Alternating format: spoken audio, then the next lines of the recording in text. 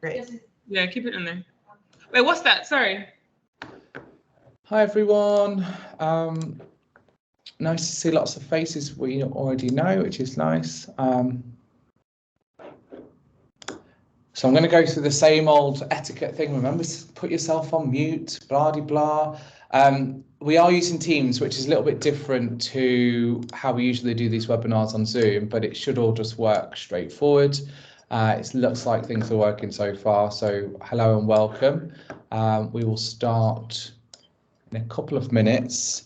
And this is a first for us. So CUBO, the College and University Business Officers, and QOI, which is the Association of College and University Housing Officers, have come together to do this joint webinar, which is, as I said, it's a first really, and that's really exciting because when we talk about tech and innovation, there's some really cool and exciting things happening around the world. And what the idea of today's call is to share some of that and share some best practice from global perspectives. So not just the UK, which is what we do a lot of talking. It's actually about wider than that. So really excited to have some amazing people on the call. So first of all, I'll just introduce myself. My name's James. I'm the head of residential life at the London School of Economics.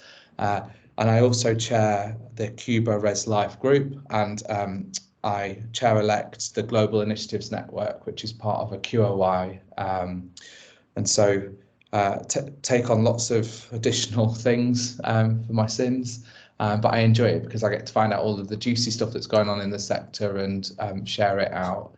I do some of this alongside Abigail, Abigail, I think you're on the call, and it'd be lovely if you wouldn't mind, Abigail, just introducing yourself from the QOI. Hi, everyone. My name is Abigail Smith. I am the chair for the Global Initiatives Network. Thank you all for joining and being with us. Excited for this partnership with CUBO. So hi, CUBO folks. Hopefully we can do more things as the year goes on, but really excited for this webinar.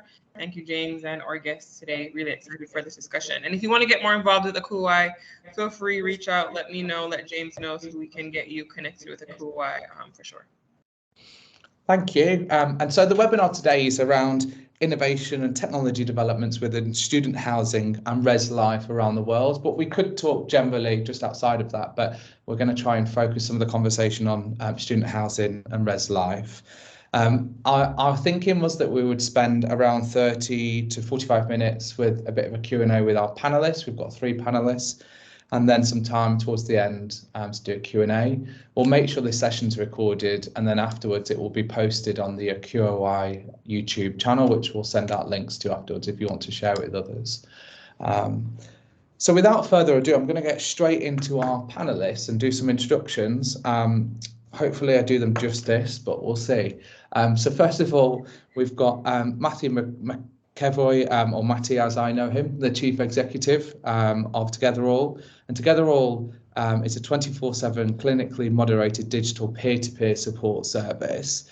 And in Matty's role, he leads all aspects of the Together All global strategy, which is perfect for this call, operations and expansion. So Together All has a particular focus on young people, or young adults, should we say, supporting over 450 institutions in the UK, Ireland, US, Canada, and actually has about 4.5 million students have access to the Together All service. So a big operation. Matty, you've got loads of information there about you, and I think it's probably best that maybe it comes from you. Is that all right if I hand over to you for the next bit, because you're there and I don't want to steal your stage. Yeah, thanks for having me on. It's a bit early where I am. I'm based in Canada, in Toronto, but have a long background in student mental health. I've been at Together All for the last 4 years, but prior to that, I've spent my entire career in mental health with a particular focus on students. So in a prior life, worked for an organization that provided remote one-to-one based mental health services and supports.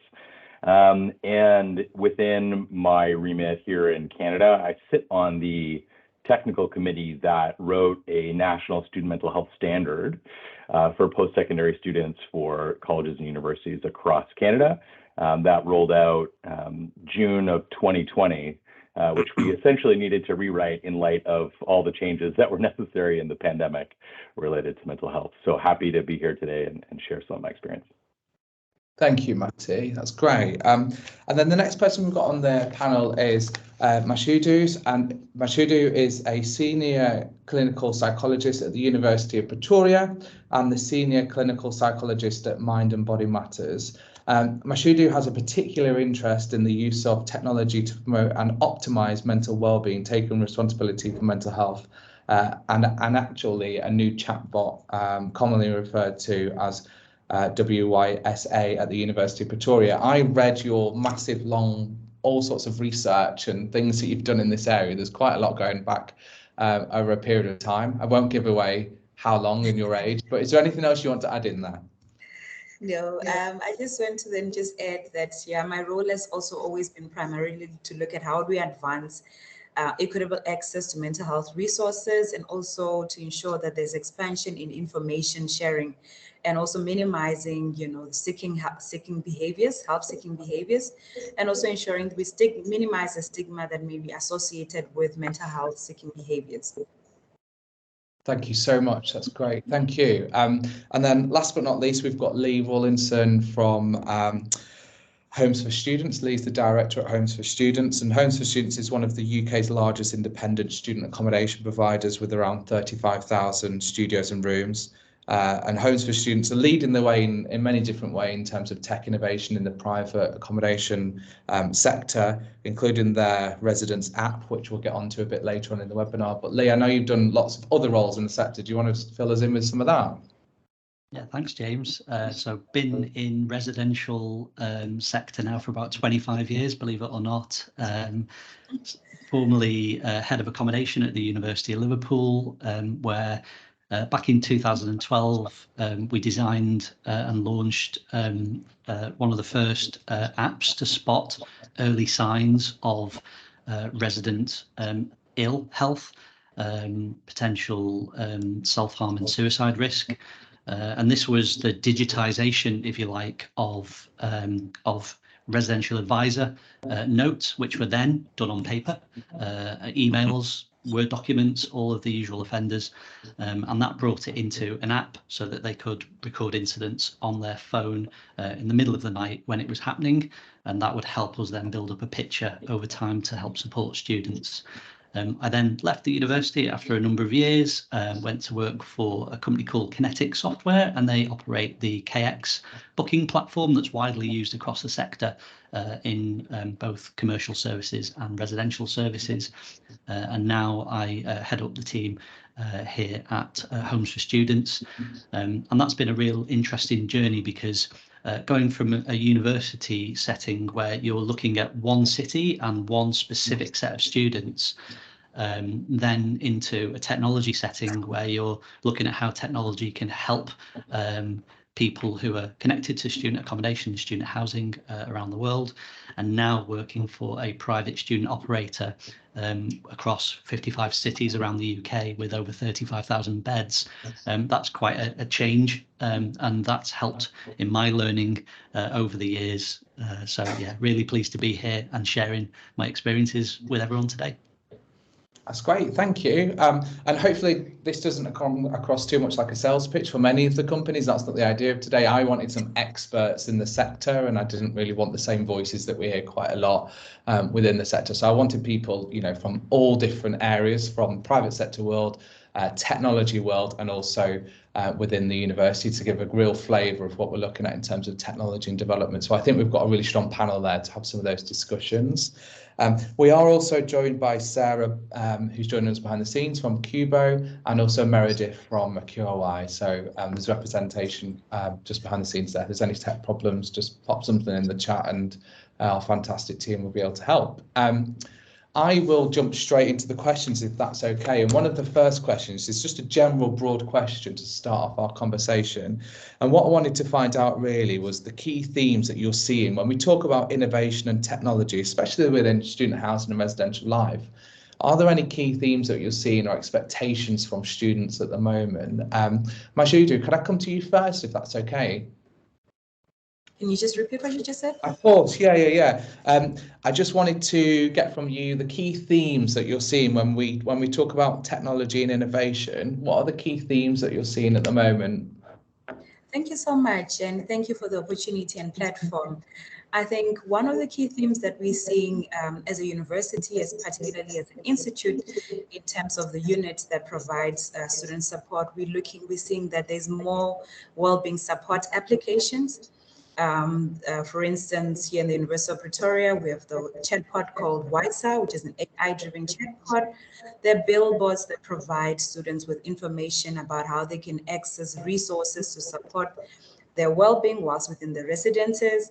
We also see patterns or themes emerging in terms of security systems that also promote a sense of safety and comfort through biometric systems that also helps to manage and control access within facilities of residences. And again, the expansion of Wi-Fi connectivity, which it ensures and enables, more access and wider access to resources, tools that promote, optimal well-being of students. So those are some of the themes that are quite pertinent, particularly the use of applications that students have used quite significantly over the years.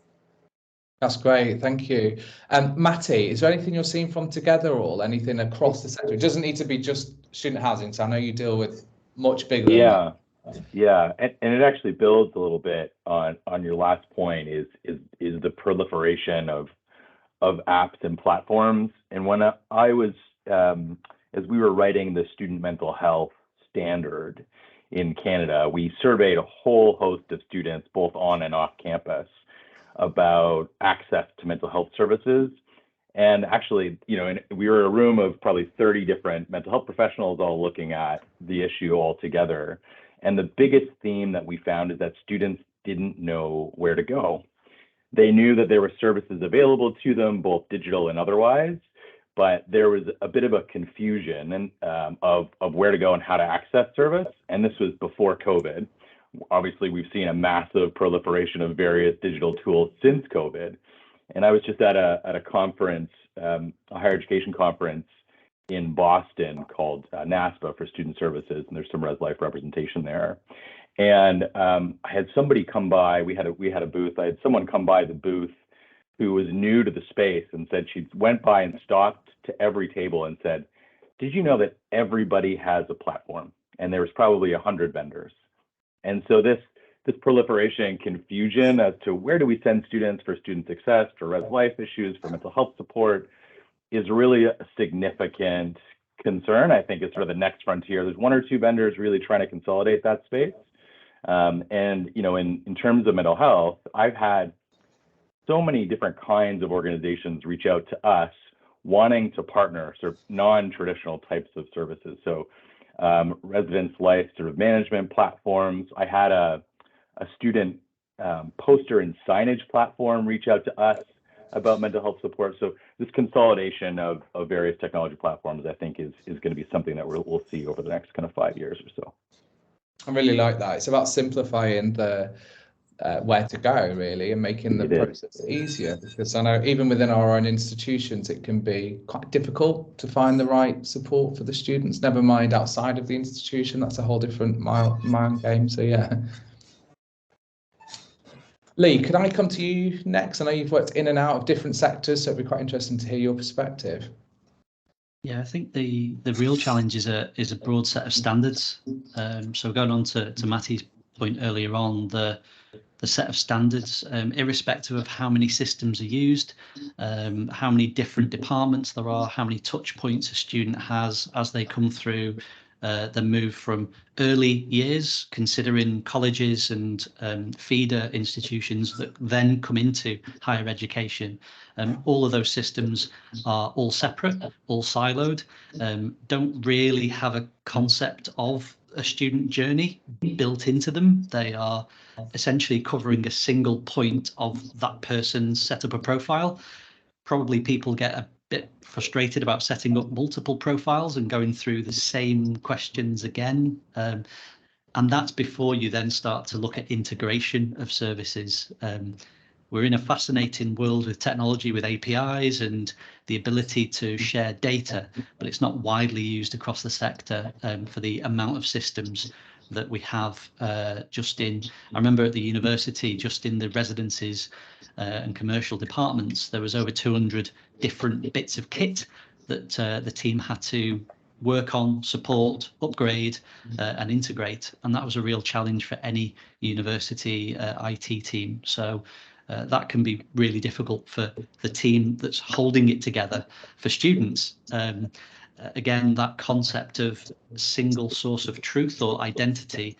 If I was a student, I want to fill in my details once, and then that profile kind of then stays with me, and I shouldn't have to think about filling it in multiple times. So that concept of almost like a passport approach, where identity is validated, and irrespective of which system is used, that concept follows the student all the way through and builds and grows and changes over the years. I think that's been a really interesting thing to keep an eye on over the last decade, and for sure that's going to be a challenge for us all in the next decade, is the concept of data, what we do with data and how that then speaks to various other systems within the sector. Thank you. That's really great. Thank you. We definitely have that problem in many institutions. I talk to so many universities and they have so many systems, and it's a bit of a mess. It's a bit of everything's not really connected, and from the student perspective, as you said, Lee, they don't really care, you know. I think they just sign up to the brand of that university and they presume it's all connected behind the scenes, and that things like single sign-on, etc., across different systems should be a norm, but it isn't, and it can be, I guess, quite frustrating. So thank you so much. I was going to just touch now really on our wellbeing services, because we're talking about technology and innovation, but when we talk about Reslife, what we do is we support students and we look at their wellbeing and make sure that they're well supported, and sometimes our counselling teams and our residencies teams can be overstretched, and there's only so much that those teams can do within the resource they've got. So that's why we wanted Together All on the call today, just to talk about some of the work Together All are doing to support universities. That what I see Together All, when I've worked with Together All in the past at other institutions, is kind of an extension of our team. But it'd be really interesting, Matty, to hear from you about how you do support universities and what the benefit is to some of those universities. Sure. Yeah, happy to talk about that. I think before I talk specifically about some of the work that Together All is doing, I think it's important to talk a little bit about the narrative around student mental health across, and this is, you know, my remit is across many countries, and the commonality, I think, is that there is a mental health crisis on campus, and we hear that everywhere. It's in the news just about every day, depending on where you're looking. And it's really interesting because some of the data, I think, certainly backs that up. There's more students coming to university and college counseling and well-being centers clear across the world, and it's certainly all the countries where we work. But I think it's also, we've been a bit of a victim of our own success. You know, we spent, Mishuda, you mentioned kind of breaking down stigma and barriers to access to support. And I've been in this world a long time, and we've spent the last 20 years encouraging young people in colleges and universities to put their hands up and say, I need help. We've done a huge amount of gatekeeper training, particularly focused on residence life, because that's where a lot of the issues can be first spotted, about if you see someone who's struggling, bring them to the counseling center. And that narrative over and over again for 20 years, as I sort of said, we've been a bit of a victim of our own success. So everybody's now doing that. The unfortunate part is that resources for mental health support on campuses, so more case managers, more counselors, more psychiatrists in certain large campuses, haven't kept up with that demand and the breaking down of stigma. And that's resulted, I think, in sort of what I can hear consistently in sort of the stretching of our counseling and well-being teams. Interesting, though, like to sort of counter this idea of a crisis on campus related to mental health, and this is I was just looking at some US data recently, is that actually the number of suicides on campuses has actually largely been flat over the last 20 years. And in the US, it's actually even had a slight decrease over the last couple of years. So a bit of a mismatch between what's out there in the news and the media and what actually is being seen on campuses. But part of what our philosophy at Together All, James, to your point, in terms of being an extension, is this concept of both and, right? We need to continue to invest both in clinical capacity on our campuses, because we know that there are significant prevalence issues of mental health concerns. Students are coming forward, and we need to keep building that capacity to keep up with demand. We need to continue to have innovative practices like putting counselors in large residence halls so access is easy and timely. And at the same time, think about how might we approach counseling and support a little bit differently. So I'm really curious to hear what's happening with WISA on your campus, which you do in just a minute. But our approach is a population-wide approach to mental health. It's making what we think about a basic level of mental health supports available to as many students as possible. Educating folks in residence life to say, if you have a student who's really worried about an exam that's happening the next day or in 2 days from now, they may not need counseling. They may actually be better served by a peer support group who, that's a normative, regular student experience to be stressed and concerned about what's coming up, or if you've broken up with a girlfriend or boyfriend and that sort of thing. There's lots of other places to go, Together All being one of them, to receive support, and rather than pathologize what is really a normative human and a normative student experience. There's lots of different ways to think about that.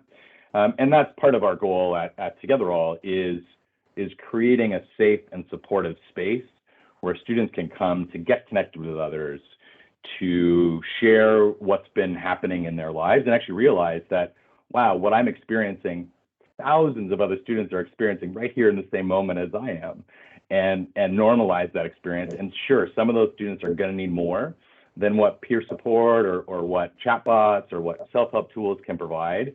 And we need to have clear pathways to guide them to mental health support. But in this idea of both and, we can help share the load of that demand that's coming forward to a campus counseling center. And so we spend a lot of time Together All thinking about how do we work really closely with counseling and well-being teams and Reslife teams and other departments to support that. Thank you, Matty. That's really really great. Just picking up on a couple of points. So you were talking about obviously normalising students reaching out to support, but I like the peer support element and the other kind of exercises that can be done within the app and the platform, which isn't your high-end clinical counselling. And a lot of the students that we deal with, actually, that's all they need. They just need, first of all, a listening ear, and then second of all, an output. Which doesn't always need to be a trained counsellor, and some of that might connect with some of the stats you just gave there in terms of suicide rates and a drop there in the States. Yeah. That actually we're dealing with a lot more low-level things rather than the high level. There's a really interesting stat that just another American stat from the Center for Collegiate Mental Health, which is an organization that has a standardized data set across 700 counseling centers across the US. And over the last 2 years, the highest increase in prevalence among sort of presenting issues to a counseling center is actually social isolation. Yeah. And it's, obviously, I think, coming out of the pandemic or still in the pandemic, depending on how you view it, it's no surprise. But things like social isolation, social anxiety are really well suited for lower levels of intervention and keeping, the really clinical services for folks who really, really need that type of intervention. The other bit about Together All is that we've got licensed clinicians who are monitoring the community 24 hours a day. The service is also anonymous, and we tend to be a first port of call for a lot of students, particularly students who come from marginalized communities. Or, for example, we see a lot of transgender students joining the Together All community who may be less likely to reach out. So I think some of these digital tools that are available, Together All being one of them, can also be a great first port of call. But then having clear pathways when we see a student who needs more than what some of those self-help or peer support can provide. And that's why we've kind of had that clinical moderation to make sure that what's happening in our space is safe and supportive and a clear line to get to more intensive levels of care. Great, thank you. That's great. What I'm going to do is just move. So we've heard from Matty together all, but I'm just going to move into the university sector. So, Majudu, if you could just give us some flavour of what you've been doing around the chatbot, the success, any learnings, and if we're thinking of doing it at our university, is there any tips you could give us? Thank you so much. I just want to add on to what my colleague just mentioned earlier on, that there are multiple levels of intervening when we come into the mental health of students. And one of our pyramid or strategic models that we use in the student counseling unit is looking at primary prevention. As indicated, not all students may present with severe pathology, but they may need the resources, for example, how to manage their time, how to just manage test anxiety, which may not necessarily be pathological, but the stress of I'm anxious, I'm going to write a test. How do I calm down? How do I regulate myself at this point in time when there's so much sensory disintegration? And as the student counseling unit, during the advent of COVID, we had to, change so much in terms of how we were operating. We, in a short period of time, had to change from being in the office to being completely virtual. But then we looked at how do we also ensure that there's still equitable access, there's still equitable resources available to students, given that there's a great gap between the ratio of staff versus the population. But also, how then do we intervene at a primary level? And then there was the development of the CUBO chatbot, which I'll explain we did CUBO get wiser. Then it was a chatbot that provided basic mental health resources and tools to students. And what we also found quite significant, which also helps us look at how can we advance this primary health preventative tool that we provide for students, was that during the 23rd to the 31st of December in 2021, there was around 55 interactions, meaning students reaching out. This is the period in which generally the university is closed down officially, except for the buildings and infrastructure and security essential services.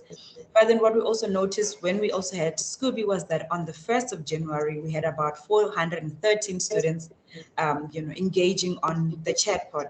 This then said, how then can we expand, reach to students? How can we also continue to provide these resources? And we then look at how artificial AI has also in advance, how we can also, improve our mental well-being. And that's how the CUBO became Wiser. So Wiser is our new AI chatbot that we've launched in February this year. That the students can be able to access it as a primary mental health preventative tool. It has over 152 resource tools. They are CBT orientated. CBT looks at how our thoughts, cognitions have a direct relationship on how we're going to respond, how we're going to behave. So it also has a variety of tools that can help students in terms of the coping strategies, the management of stress, the management of the anxiety, as well as link them to resources.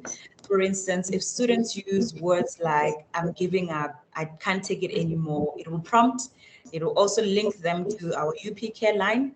Our UP Care line is a 24-hour available service for students to access their mental health support by speaking to counselor or mental health practitioner, which they can always reach out to. So it not only provides them with tools, but it also provides them with access. And ever since we've seen the launch of Wiser in February this year, we've had over 47,000 interactions, digital interactions.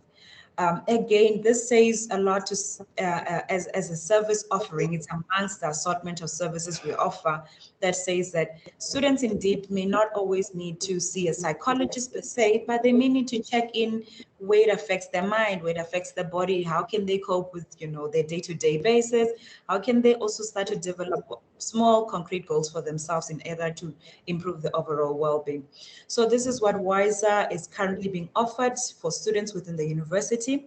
And this is what we're also learning in terms of the data. And also we are going to use the data that we are collecting at this point in time for the pilot, which we'll also share once the pilot phase has completed, to share what are some of the learnings we've made and what we have seen so far.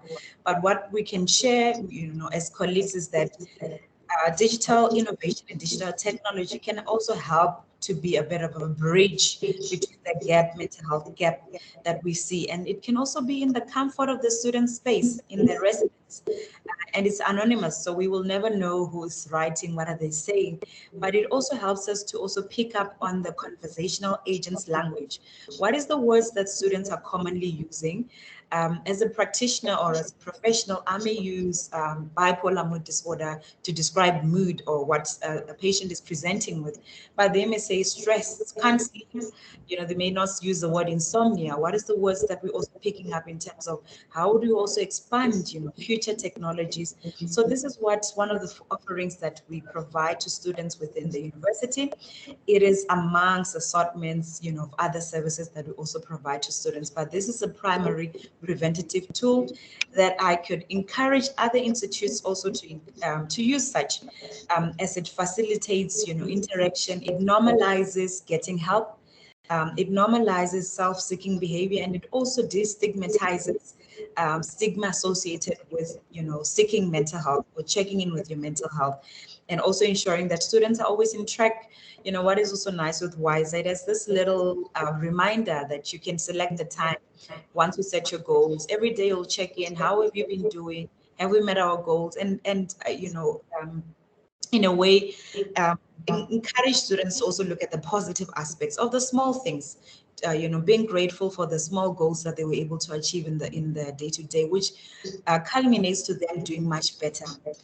Some of the tool packs that we see students using on the chatbot is like tool packs that helps them, for example, with sleep. They're using a lot of sleep activities and sleep tools that help them, manage their sleep, which is a very common problem that students experience, during different academic periods, especially during when exam periods are much more closer.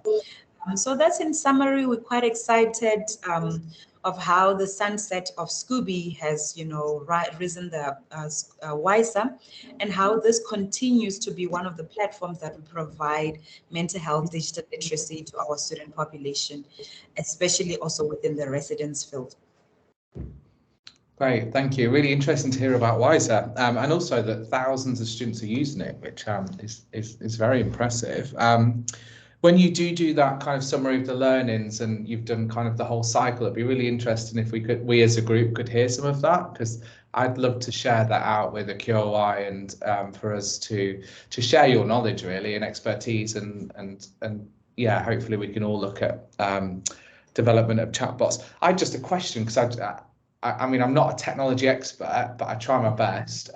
In terms of the chatbot, obviously there's lots of resources that are pumped out to students, and you were saying there's a 24/7 support line too that students can access through the chatbot. Obviously, if the chatbot can't answer the questions, is there somebody else?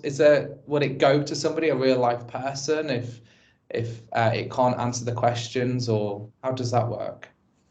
So if, for instance, that the chatbot picks up that the student is saying incoherent words, things that are words that do not make sense, it will directly link them to the care line. However, if they may not be able to understand or respond, it will keep prompting. It will not directly link them to a live person, as in the event where they speak to or say sentences that are not coherent, maybe because they may be psychotic at that point in time. So it'll help pick that up and direct them to the UP care line. But there isn't a physical person that is in real time able to, directly speak to the student there. Yeah, that makes sense. That's really useful. Now, and you said earlier around there was about 152 different tools that behind the chatbots. I'm sure a lot of what the student needs is there anyway, which is really great, really interesting. Yeah. Thank you so much, Maisudu. I'm going to come over to Lee, because Lee, I know within student housing and we talk about community building quite a lot in Reslife, and I know at Homes for Student you guys have got your own app, a residence app, and I always forget the name of it. I think it begins with K, and you'll correct me. Click, I was nearly there.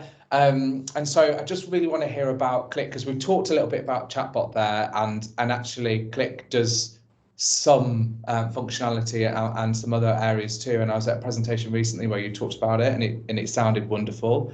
We want to know more about Click. Okay, yeah, I think it came from the topic of building community, and just, you know, we've talked already just now around chatbots and a lot of AI and a lot of the way technology can help with the large, high volume but low value interactions. So a lot of the large caseload that kind of overwhelms counselling services, and being able to protect those teams from more low level, low mood or general anxiety. One of the things that I guess is a consideration for AI and technology is how does it help to build a community? Because we all know, you know, years in the sector, friendship groups can really be a good support system and a support network. And I think just some observations as the sector's moved away from long corridors, non-ensuite in many universities now, all the way through to ensuite clusters and then studio accommodation. I think there's that consideration of loneliness, and I think Matty talked on that before around that kind of isolation factor. And also look at the way social media has evolved, how taking photos proves that something happened and people liked it, rather than actually memories that we all just keep to ourselves and private. Everything is overshared on social media, and that concept of true friendship sometimes is harder to form. So we looked at some of the observations over the years, and in-house developed our own app to build community, and it works on a reverse principle of, rather than being an established system that then students are kind of loaded into and it figures it all out, it's the opposite. So every year, students who live in our properties across the UK, they tell us freely. We don't force them to volunteer information, but freely they tell us about their interests, their hobbies, things that they would like or are interested in. And that changes every year. So one year it could be gaming, the next year it could be films, and that changes. And that allows us ahead of time to build a sense of community and build our residential program of events and activities in advance, based on the needs or interests of the students that are coming to live with us. And this year, in a number of universities that we partner with, from a nominations or referral arrangement across the country, we've worked with the universities to share some of that information with them. So this gives a really early insight to data that isn't necessarily available at the time that students check in to their university or enroll on their course. So that's been really insightful and interesting across the country. But the concept of using personalized data that the students have given us around their interests and hobbies to build the events program around them, and just some kind of stats on how that's worked for us. We launched it back in November last year, and we've already had over 25,000 downloads. So this isn't a concept, this isn't a pilot, this is now, and it's been in use for this cycle so far. Over the country, we've had over 5,000 events, and crucially, students are able to give us feedback on events, so we can ensure that events are hitting the mark. It's not always high budget activities. It could be a walking tour to help orientate students around their city or their campus. They're really popular. Students on average have rated events 4.73 out of 5 stars, which is really heartening and encouraging to see. It also has functionality for parcels, and that's, we deliberately had parcel functionality because I think where a lot of apps go wrong is they try and be a Swiss Army knife and do everything. You know, you can pay your rent, report repairs. It all sounds really convenient, but it makes the experience quite transactional. as in, you know, I've got something that I need to tell you, I'm going to tell you, and there's no real interaction level there. But parcels, as we all know in universities, in any residence across the world, parcels are a global problem, a challenge, and we so far have had over 326,000 parcels. As a parcel comes in, we're able to give a notification to the students that their parcel has arrived. We combine multiple parcel deliveries for the student and give them a share code that they can share with one of their flatmates to pick up parcels on their behalf. And that's been really, really good at building that sense of community within a flat, reducing flat disputes as well, which is a really nice bonus to this. We've had over 28,000 bookings of communal spaces in our properties. So you look at common rooms, you look at communal spaces, and you always think, how are the students going to use it?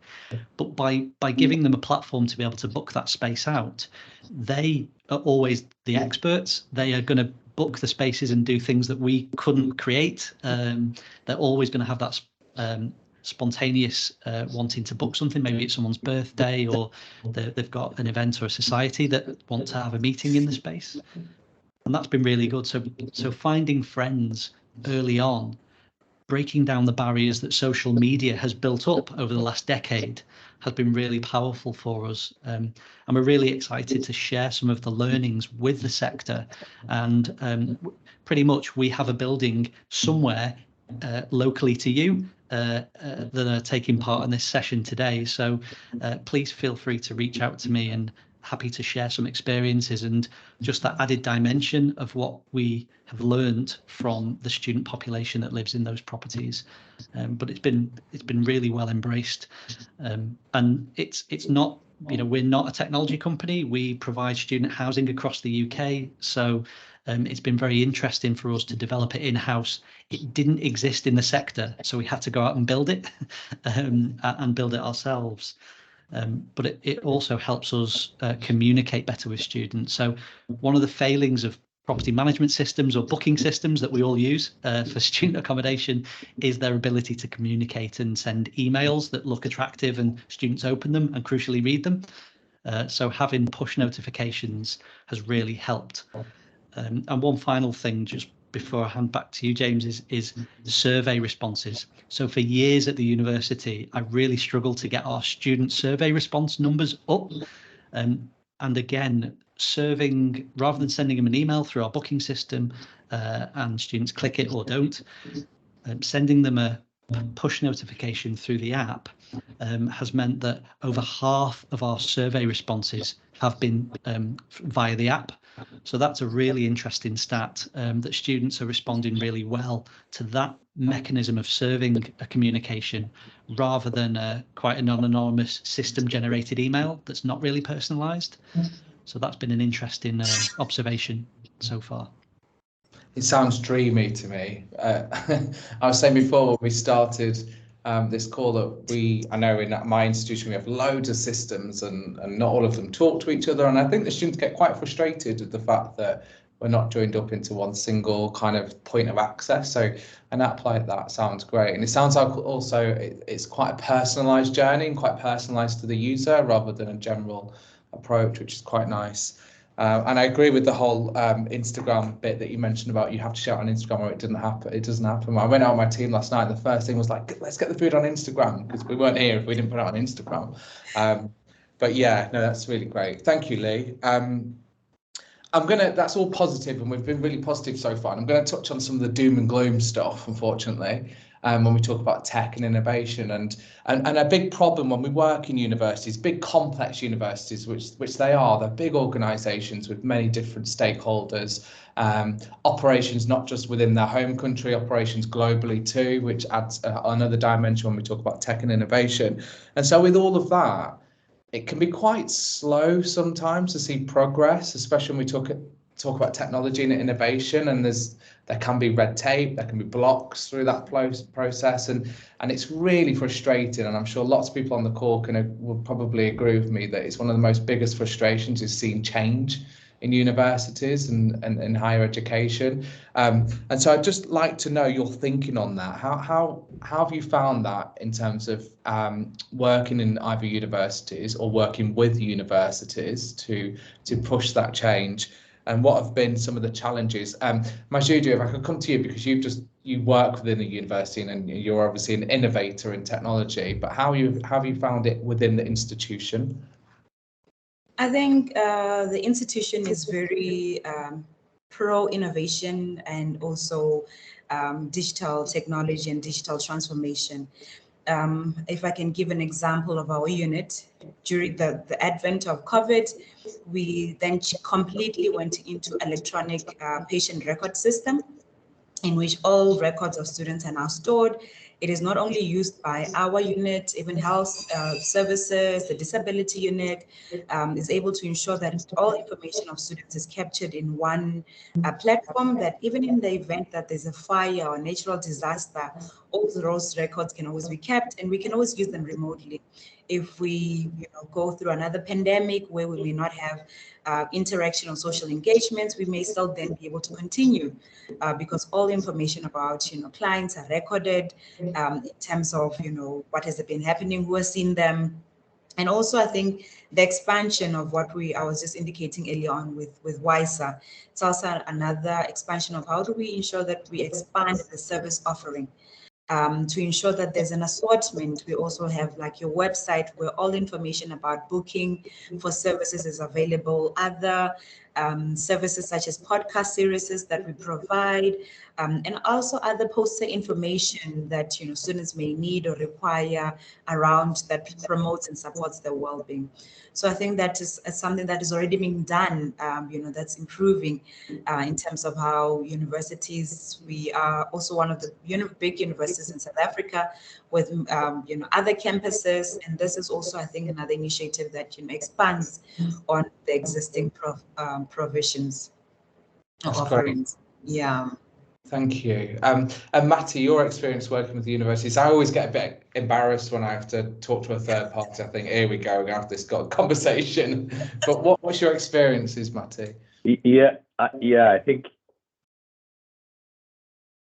there is an acceptance and a desire to push technology forward in a college or university, and when we work with individuals within a well-being team or a student success team or a Reslife team, there is so much enthusiasm for the kind of work that we're doing, and some of what I've heard from Liam Shudu today is, I think, echoes that. Where we see the big problem, though, is, and this is clear across the board, is actually getting it through the right hoops within a college or university. So there is someone will solve this issue, but of IT acceptance and maybe quick movement and a standard that can be developed across institutions. Where our team probably spends the most amount of time is answering the same questions about data security, privacy, the legals, that sort of thing, sort of over and over again. And it's the same handful of issues that crop up at every single institution. And so I think I wind up hearing from all of our kind of key contacts, we've got the budget, we've got the desire, let's roll it out. But sometimes we can be delayed 6 months, 12 months, and actually removing support from students who need it because of some internal red tape and bureaucracy. And so, there's hopefully a technologist out there somewhere who can solve that problem and standardize some of these kind of questions and data issues. But not us yet together all. Our focus is mental health, but would love it if somebody could figure that out. Thank you. Lee, did you see, you've done a stint working obviously quite a while in the university sector, and I know you're definitely not one of those we've always done it this way kind of people, but yeah, what's your experiences?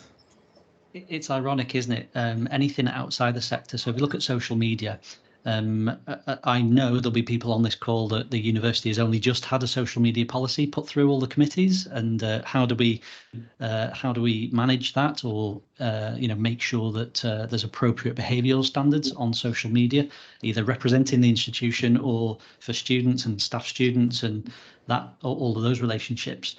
It is a challenge, and it's ironic how something that exists outside of the sector, like social media, is so unregulated, and yet the core essential systems and tools that all of the professionals that are on this call and watching this webinar need to use day to day, they're mission critical to their success every day, and the success of their students.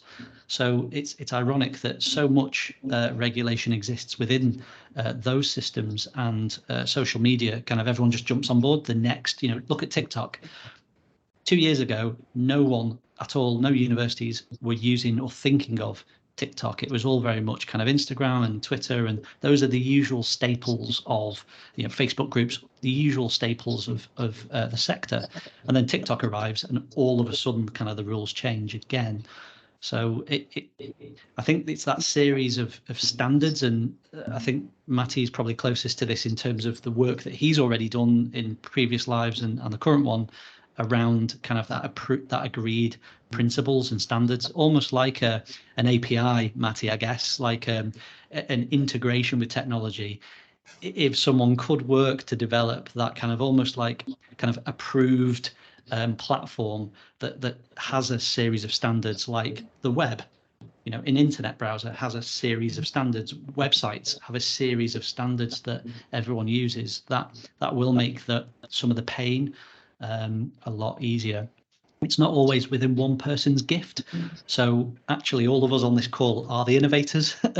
If you go outside of these channels at your peril, outside of student accommodation and student housing, things get slow very quickly. So that is often the challenge. And I think that's one of the good things that we've found more recently with developing our own app is we're not a technology company, so our relationship with the university is very much around, these are your students that already live with us, here's some information that might help you in terms of understand more about them and understand some of the trends that are going on at your university level, but also around the city, across other institutions where a city has more than one university. That's a really interesting insight as well.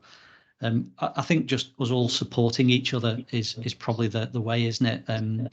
It's not just someone giving financial approval. It's now more, how do we bring this into our platform and our offering and truly innovate to solve a specific problem. So building community, that challenge is always going to exist. Student well-being, that's not going away. So those are real cornerstones of how we can innovate, and a space that has and will see continued innovation. I'm not 100% pro chatbots. I think I've certainly done a lot of research in that space and the use of technology, but there's got to be a human connected to that, whether that's a human looking at some of the responses or questions, or spotting the language and understanding patterns. Machines work best with well-organized, structured data. Humans can work with messy data and things that don't naturally make sense. So probably innovation will exist more when there's a human element to it and a requirement for human interaction. Don't underestimate the hard work of your residential advisors and RAs across the whole sector. They are students themselves often, and a lot gets placed on them. So using that community to help co-create and shape is probably a good way to innovate from within, because those guys are really close. They're closer than all of us. We all get older every year. Students will stay the same age at 17, 18. So we have to work harder to be relevant in their world, as we're all finding. So I think innovating from within and sharing, and that's why CUBO and a QOI are really good platforms to bring people together. And I think it's been really great so far, just having these open conversations around the sector. Long may that continue. Yeah, thank you. It's good just to, we are talking about negatives within our institutions and the frustrations, but it's good just to share and get reassurance that it's not just me sometimes, or others on the call and our own institutions. We've all got the same shared problems, haven't we?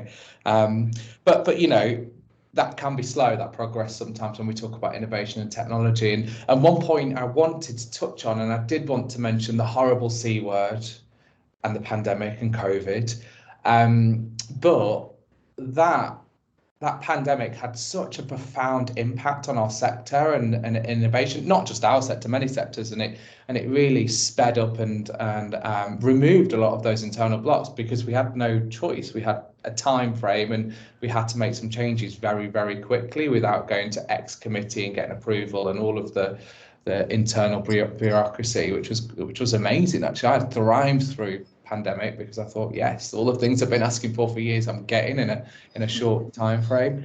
But it'd be nice to hear from the pandemic. What are the positive outcomes in terms of innovation? What things in your institution, were really kind of pushed to the forefront? Majuda, you mentioned before about the student records. They went digital, which is great, absolutely fantastic. Is there anything else at the University of Pretoria which was really fast-tracked and it's helped the student experience now? So I think what is fast-tracked is what the rest of the global world also experienced in terms of providing telehealth through Zoom calls, also telephone calls. That was also the other positive outcome as well in terms of digital innovation and also the new ways of working. But also what we also noticed is the collaboration, even during in that period of time, that we're not only just working in silos, we work with other stakeholders, how we collaborate, through engagements, through other webinars that we also organize during that period of time, and also group activities that also when it was now permissible to have groups, that also brought back that social touch, that social interaction that we see amongst a lot of our students are almost grappling with some of the secondary psychological consequences of COVID, that there's a missing, skill in terms of their social interaction. You'd see a lot of students indicating that I'm struggling to make friends. And if I remember the time when I was still a student, it was like, it was so easy. You just were in a line, you're like, hey, what are you registering for? And there wasn't that opportunity. And now we just moved from a space where on one moment we were told that we cannot communicate, we cannot engage physically. And then we just had to be reintroduced back to campus again with everyone you've physically met, and everyone is confused. They've never been to the campus. It's also a new experience of like, are we still going to go back? There's also a lot of anxiety of how do we reintegrate? And the collaboration as well was another positive spin-off in conjunction with the telehealth and, the expansion of the digital mental health provisions, which students could now access as a result. And also a patient record system that also makes sure that, records are safely stored and kept, for record keeping, and also for referencing. If we need to refer, if we need to look at previous reports, you can just draw out from it a client's information file. Then you can able to get all records. Who did they see, when, at what time, and on what dates? Yeah. I really so those like are positive outcomes. We cannot ignore the negative, psychological consequences, which we are still managing. And I think we'll still manage going to the future of what was impacted in terms of the students as a result of the pandemic. Yeah, I agree. I think we've got a whole generation that are impacted and will be impacted for the rest of their lives. Actually, this isn't a short-term thing. You talked quite a lot around collaboration, and I love the word collaboration, and it's so important in this sector to collaborate, not just within the institution, but across the sector, and find out what others are doing and share some of that good stuff. I know working at LSE in that short time frame during the pandemic, we were able to expand the use of a system like Salesforce and really map out student journey through Salesforce, and have quite an advanced track and trace system, which I didn't see elsewhere in the sector, our internal track and trace, not NHS, which was great to see. So there was some innovation. It was nice to see that. Matty, I'm just going to come to you because I wonder whether you got lots of requests during the pandemic from various institutions wanting to join. And we absolutely did, and I think and I would echo all of what Majuda said, because I think that I saw that across the sector.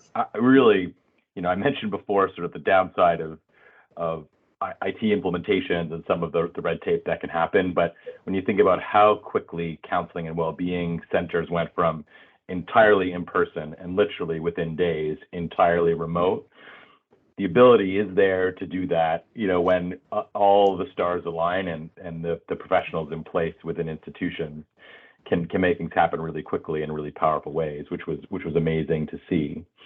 The other thing I think that brought attention is how acutely everyone all around the world was feeling that sense of isolation, right? And so that sense of normalization of, wow, this is hard for me, imagine what our students must be feeling, really raised, I think, what had been a pretty significant issue in the days prior to the years prior to COVID around, student mental health and the increasing demand, and put it on the president's or the provost's desks in a way that it wasn't before. It was always there. It was always an important issue. But throughout the pandemic, there was a recurring survey that was done by the American Council on Education, or ACE, around what are the most pressing issues for you as a university president. And clear all the way through were student mental health issues, staff mental health issues, even above sort of declining enrollment, right? Which, is the financial stability of an institution. But student mental health throughout was number one. And, I just don't think we ever would have seen that. And so, to your point, James, around did we get lots of requests? Absolutely. I think the number of institutions that we've supported since the pandemic has probably doubled. There was, and there now has been, I think, a significant amount of funding that's come because it's on the president's or the provost's desk that has come towards mental health, increasing, as I was saying before, both clinical capacity. So I'm hearing more and more institutions bringing in more counselors to support the needs in person, and also supporting some of the digital mental health tools, telehealth, and the kind of population health supports that Together All provides. And that's here to stay, right? That's been a really significant change, and those methods of support aren't going anywhere. And I think we'll just see an increasing need for them as students, younger students, are, to your other point, James, who are now maturing and becoming college and university age, who had a gap of 3 years of social development, right? Key critical pieces of a young person's development as teenage years is through interactions with peers and understanding what it's like to, get upset with a friend and have some disagreements. And without that and the isolation that occurs, is we're going to be feeling the effects of that pandemic and this young generation for years to come. Yeah, thank you, Matty. That's great. I'm just worried about time because we've got a few other points to cover. But what I'm going to do is shake it up and go to our audience, if that's okay, just in the interest of time. We've got about 15-20 minutes left. So if anybody's got any questions, just feel free to pop up your hand, or if you want to pop it in the chat, and I can read out some of those questions to our panel. I can see some names in the list of people that are usually quite vocal, so I expect we can have some raised hands, which would be quite nice. Hopefully I don't have to pick on anybody.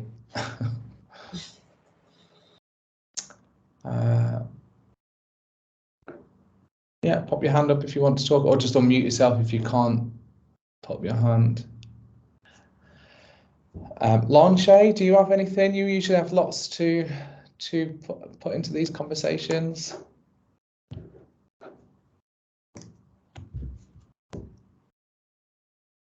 Maybe not. Silence. We must have done a really good job.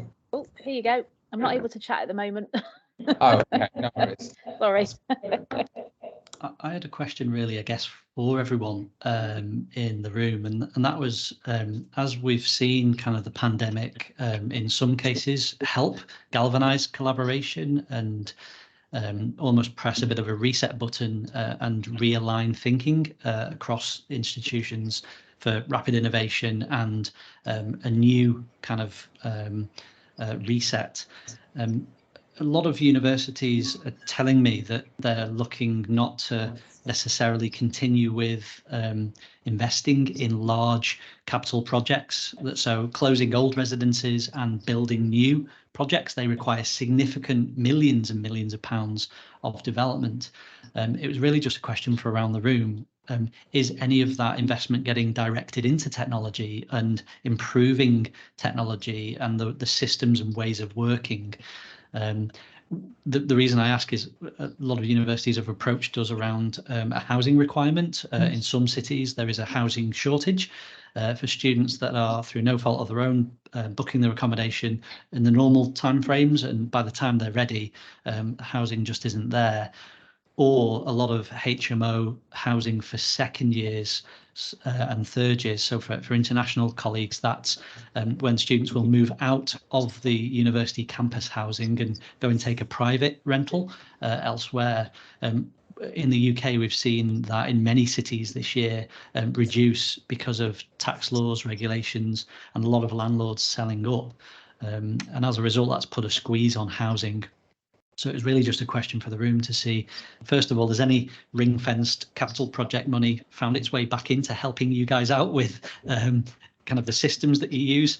And secondly, are you noticing kind of housing shortages in a city where you are?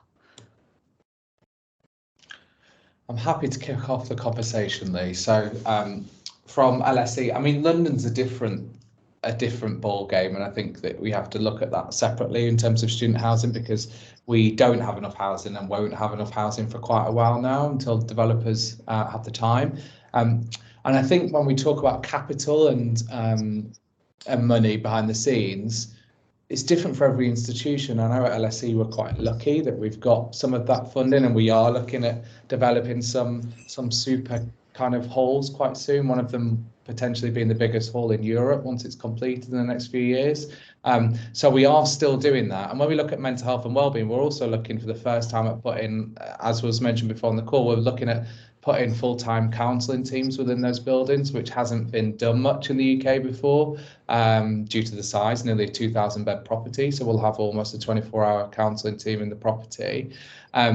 But technology, what we're looking at in terms of the tech is that how can we have the absolute best technology in that building, not just from a customer service point of view, but lots of touch points in terms of things like sustainability and being able to manage things, kind of not even just flat by flat, but room by room, and do lots of student engagement initiatives through that data and technology. So we want to be able to say, you know, the person that's been the most sustainable through electricity or whatever that day or that week, and measure all of that. Our older buildings and our older stock just doesn't have the tech inbuilt to do all of that kind of cool stuff. So we are looking at every fine detail now of those buildings, but some of the stuff you mentioned before about the app and having the right property management system to manage all of that will be the next point of call, because you can't expand really quickly without having the tech behind the operation. Otherwise, there will be a point of failure at some point. But I could go on and I'll be really boring. Is there anybody else that wants to come in here? Elizabeth, you've got your hand up. Do you want to come in first? Hello. I can't speak to the first question, Lee, because we are based in student support services at Cardiff University for Reslife, so I don't get privy to that type of information. I hope to get invited to discussion boards, but I don't actually know. I know that we have land, though, that's sitting there waiting to be built on, and we haven't had the capital to build accommodation onto it. They're plans, and they're beautiful, and they haven't come to fruition. The priority for us has been academic buildings and things during the pandemic.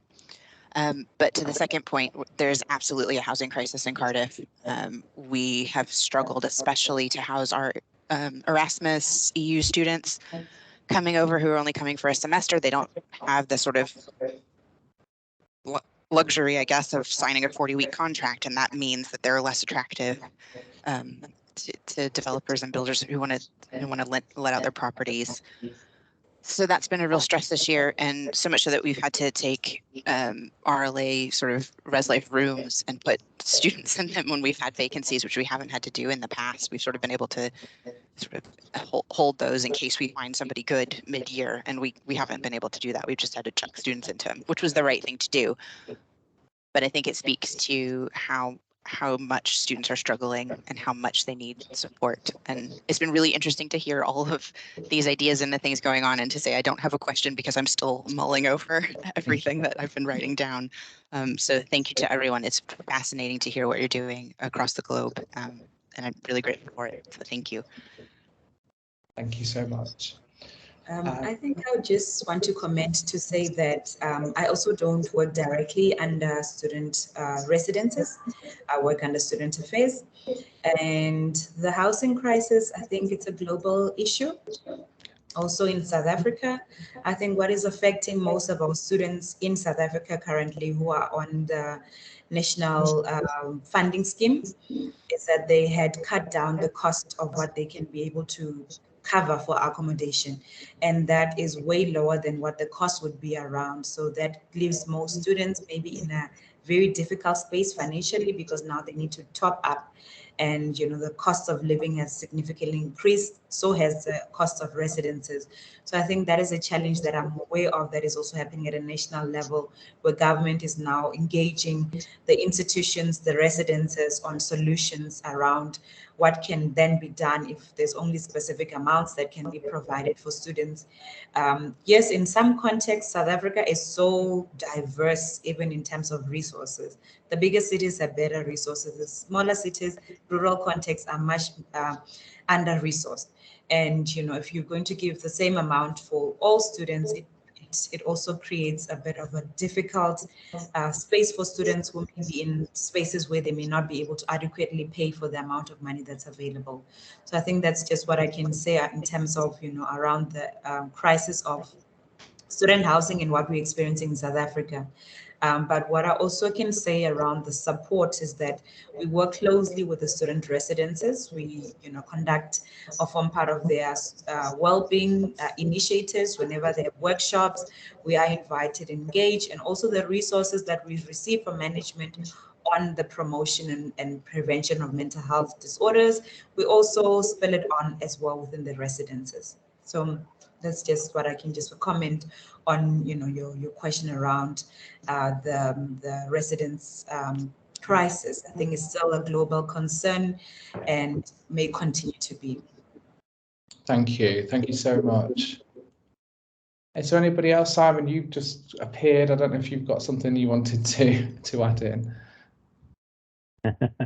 I think there's lots going on. I think your point about how do we future-proof existing accommodation is very relevant. I think we have seen a big investment in residential life at Queen Mary, primarily because of the sort of students that we have at Queen Mary, which can be, first from family, single parent, care leavers, and that retention. So I'm not so sure it's as clear as it's suddenly because they woke up and saw a philanthropic endeavour and felt we need that support. Part of it is about that retention and the income.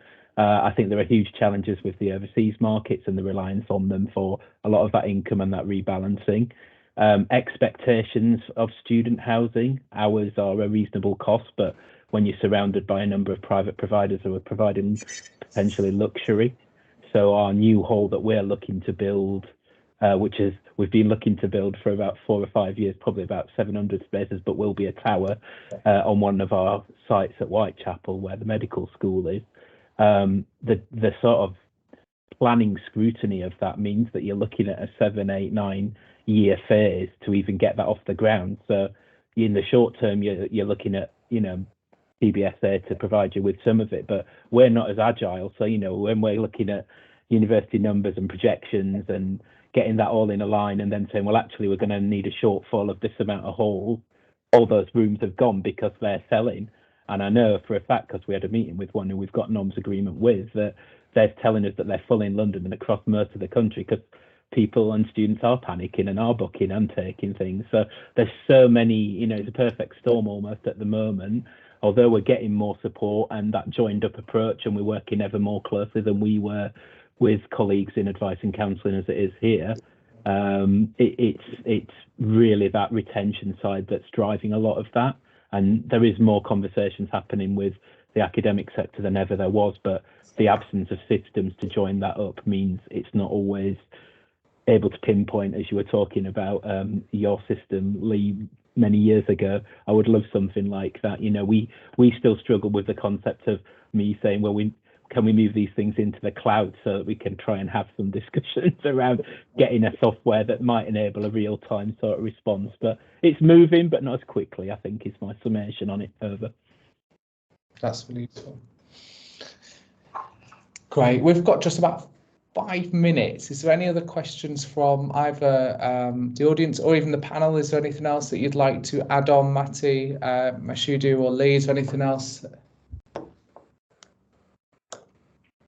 I think just working together, you know, that's one of the things over 25 years I've found that, you know, works really well, and the ideas tend to be formed from these groups quite often. So what Simon was referring to, we caught up at a conference a number of years ago, and we were talking about, I had a spreadsheet which I used to find out little nuggets of information from our student recruitment offices, and then translate that into, okay, well, if this group at this age convert into a need for accommodation, that would help me plan my numbers and what I might need a bit earlier on in the cycle, because the recruitment teams tend to be a bit economical with the facts and information throughout the recruitment cycle until it's a crisis at the last minute, and then they need loads of beds, which is always stressful and fun as a challenge. But yeah, I think that the more we work together and collaborate, and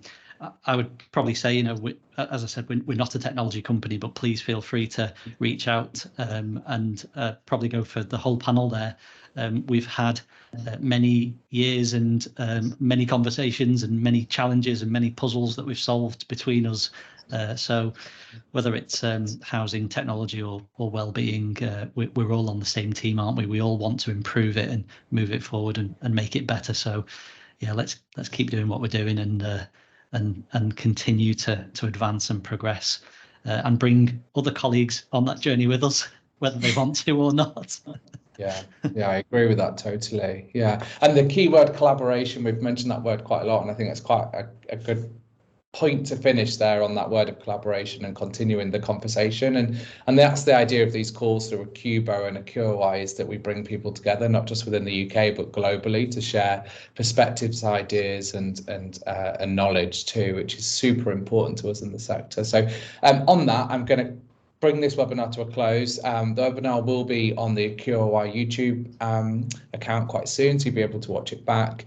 But thank you again to Mashudu, Lee, and Matty for all of your input, and all of our audience. Thank you, and have a great rest of your day. Goodbye. Thanks all. Thanks, everyone. Take care. See you all very soon. Thank you. Bye-bye.